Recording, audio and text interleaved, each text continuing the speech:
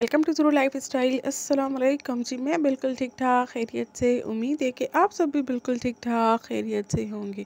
चलिए जी शुरू करते हैं अपना आज का व्लॉग। तो आज का व्लॉग सुबह सवेरे से ही स्टार्ट हो रहा है। तो यहाँ पर जी बन रहा था ज़ेर का लंच, और आप सबको पता है कि मैं ज़ेर से रात को ही पूछ लेती हूँ कि सुबह में क्या लेके जाना है, तो बस वही बना लेती हूँ झटपट से। तो ज़ेर ने मुझे बोला कि मुझे चिकन खानी है, तो बस वही फ्राई हो रही थी। और ये मैडम रात को बहुत ही जल्दी सो गई थी, तो इस वजह से अर्ली मॉर्निंग उठ के यहाँ पर बैठ गई थी।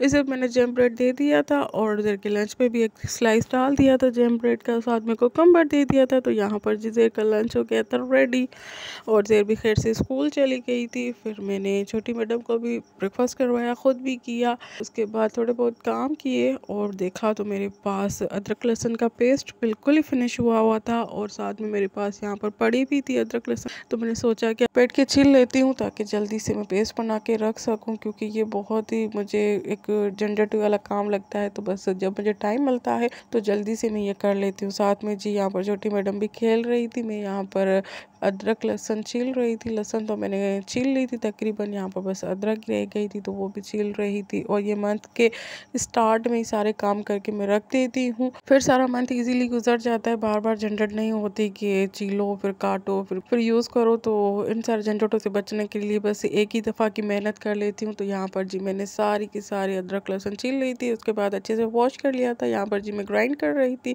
तो यहाँ पर मैंने थोड़ा सा ऑयल भी डाल दिया था, क्योंकि वैसे इनका कलर चेंज हो जाता है। और यहाँ पर जी दोपहर के लिए मैंने बनाई हुई थी कढ़ी।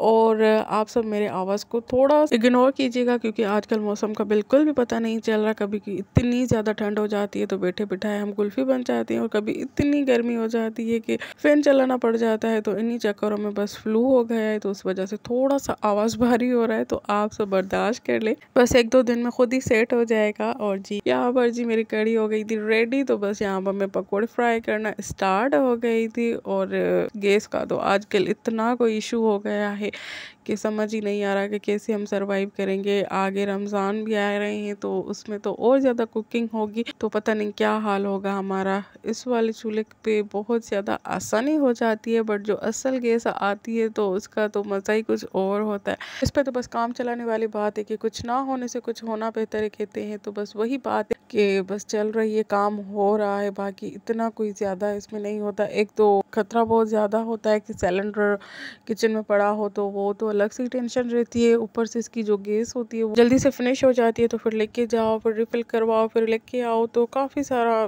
झंझट वाला ये प्रोसेस है। तो अल्लाह पाक हमारे मुल्क पर रहम करे, हम सब के लिए आसानी हो जाए, कुछ ना कुछ हमारे हुक्मरानों के दिलों में हमारे लिए रहम आ जाए। ये जो बेसिक चीज़ें हैं ये तो हमें ईज़िली मिल सके ना, और कुछ तो और किसी चीज़ की तो डिमांड करते ही नहीं है। बस ये जो बेसिक सी एक दो चीज़ें हैं, अगर ये भी अच्छे से प्रोवाइड कर दे तब भी हम सब्र शुक्र कर लेंगे। यहाँ पर जी मैंने कढ़ी को तड़का लगा दिया था, और ये था फाइनल लुक उसका।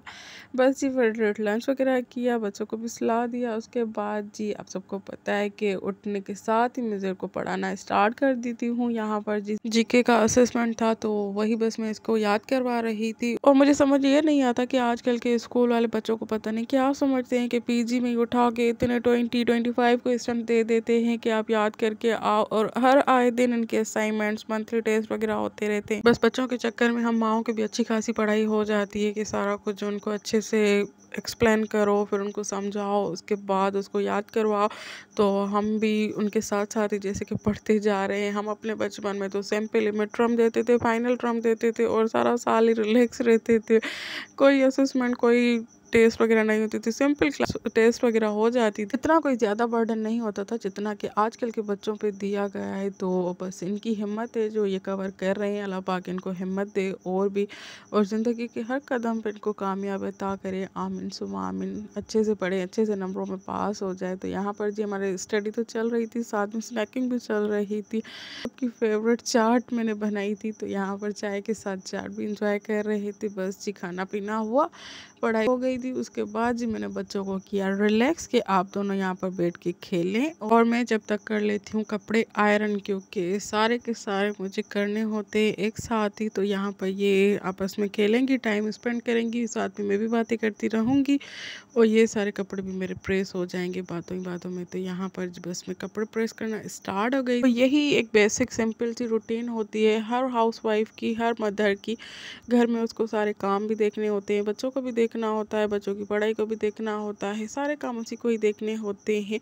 तो बस मैं वही व्लॉग में डाल देती हूँ, और शायद व्लॉग भी इसी को ही कहा जाता है, प्रॉपर आप अपनी रूटीन दिखाएं उसी को ही व्लॉग बोलते हैं। बट आजकल व्लॉगिंग के चक्कर में कुछ ही और ही होने लगा है कि अजीबोगरीब थंबनेल लगा दें, अंदर वीडियो में कुछ ऐसा हो भी नहीं ताकि अच्छे से व्यूज़ आ जाए, सब्सक्राइबर ज़्यादा हो जाए। तो मेरी कुछ ऐसी पॉलिसी नहीं है, बस जो मुझे अच्छा लगता है मैं अपनी मेमोरीज भी बनाती जाती हूँ अपने बच्चों के साथ, और अच्छा लगता है व्लॉग बनाना। अगर आपको मेरे व्लॉग्स पसंद आ रहे हैं तो प्लीज़ वीडियो को लाइक कर दिया करें, अपने फ्रेंड और फैमिली के साथ शेयर लाजमी क्या करें।